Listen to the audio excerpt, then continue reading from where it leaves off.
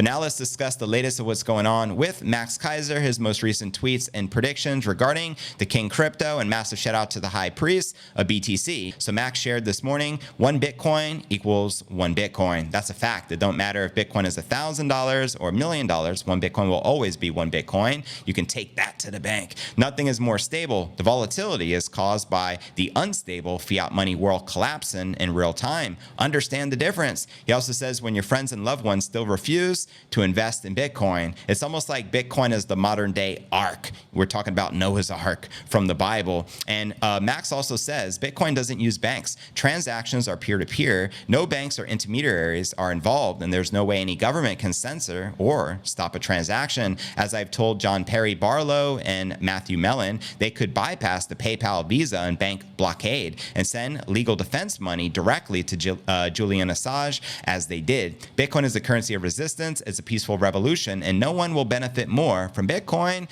than the poor. Very powerful words. Now, also, I shared a tweet this morning sharing the following: God is real. All praise to the Most High. Thank you for giving us Bitcoin. And then I quoted Max. Bitcoin is God hacking humanity, which is probably one of my favorite Bitcoin quotes of all time. Max also shared back on August 11th, a few weeks ago, the following: Bitcoin has already and will continue to outperform everything else so spectacularly by 100x or more that anyone holding fiat, stocks, bonds, gold, all the ishcoins, property, etc. will literally be impoverished. So he's literally saying expect the Bitcoin price to go up by another factor of 100x or more. Can someone run the math? What's $26,000, which is today's Bitcoin price, times 100? Holla at your boy, let me know. Now, also quoting him here from a recent interview with Swan, where he predicts just 1% will cause the price of Bitcoin to skyrocket, and he's referring to the big asset managers just investing 1% of their total assets under management. Quoting Max here, with Bitcoin, it's kind of the end of price discovery because everything will be priced. In Bitcoin, eventually, everything goes to zero against Bitcoin. And so for someone like myself who has been following this for 40 years, the finance markets, technology, Bitcoin is the holy grail. It's the end all. I would like to say my compatriot in all of this is Michael Saylor. Shout out to Michael. When you hear Michael Saylor talk, he talks about the aesthetics of Bitcoin, the beauty of Bitcoin, and he speaks about it in a way I think carries the torch from the Max and Stacy from 2011. He started buying it, I guess, when it was 10 or 12,000 or so back in 2020 in that era. So we were there from 2011 to 2020. And I think he's kind of carried the torch from 2020 in a lot of ways, introducing Bitcoin to massive pools of capital. I'm surprised that more companies haven't followed his lead, giving the upbreak in inflation that we have had exactly as he predicted, the melting ice cube, as he called it at that time. And exactly that's what happened. Well, I guess we can say now we're in the era where BlackRock and these other major institutions are now looking at Bitcoin. So his work on the institutional level, I guess, is bearing fruit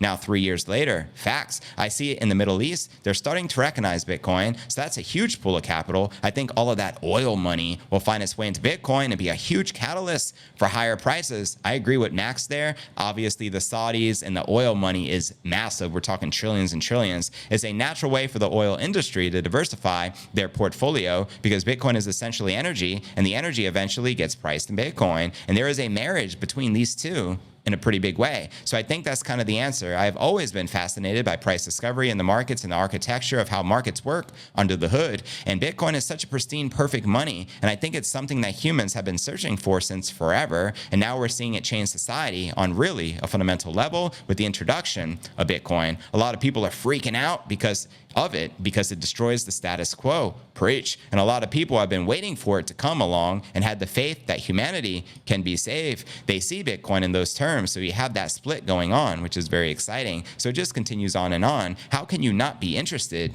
in Bitcoin? I think the people who were into it earlier and walked away just never got it from the beginning. He's referring to the the Craig Wrights, the Roger Veers, etc., forking Bitcoin. Once it's categorized as an asset class, we have nothing to do except position ourselves in this asset class. And guess what? It's already considered an asset class. So either we're going to be a small position or a big position, but we cannot ignore it, and we cannot not have a position. Now, very bold words he shares here. So even 1% of that multi-$100 trillion funds available moves the needle on Bitcoin, and it moves it up considerably. So So if we get into the 5 to 10% range, then you start to really see it raise ahead to the 7-figure type predictions that people have been making, including myself, because Bitcoin is an asset class. And on the flip side, we have had what we have seen in the gold market, which is the ability to control price discovery and manipulate the prices, which is real through the derivatives market. That's right, derivatives are a financial weapon of mass destruction. So the price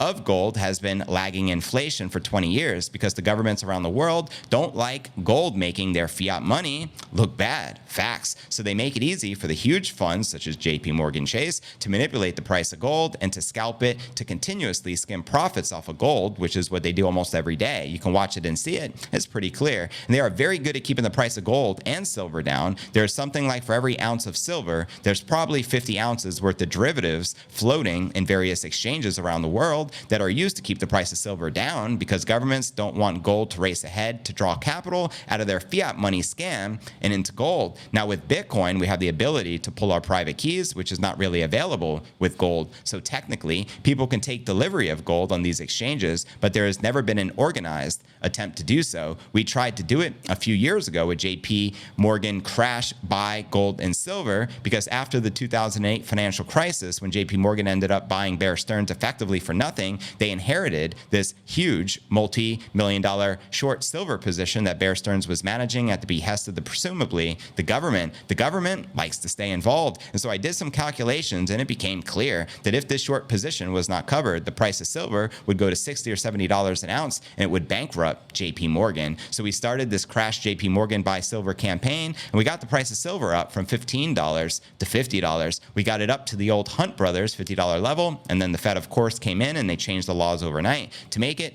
possible for these banks to have and carry much greater short positions on silver. So they printed up a lot of paper silver derivatives and they stopped the run on their banks and the price went back down to 15 bucks or so. So we have seen that it is possible to force capitulation in the silver market, but at the end of the day, because the ability to pull private keys is not like it is with Bitcoin, I don't think it'll ever succeed. Whereas with Bitcoin, you can pull your private keys. So there you have it. Very powerful words coming from Max, talking about how the regulators and the large asset managers continue to manipulate the precious metals market, but how that cannot happen with Bitcoin because we have the power to pull our private keys. I also got to give credit and respect where it's due. As I covered this story back in 2021, remember, Bitcoin hit an all-time high. I think it was in November of 2021, hitting 69,000, which is the current high. Check this out. As I shared on X, I got receipts. January 21st, 2021, Max Keiser predicted a $65,000 Bitcoin short-term target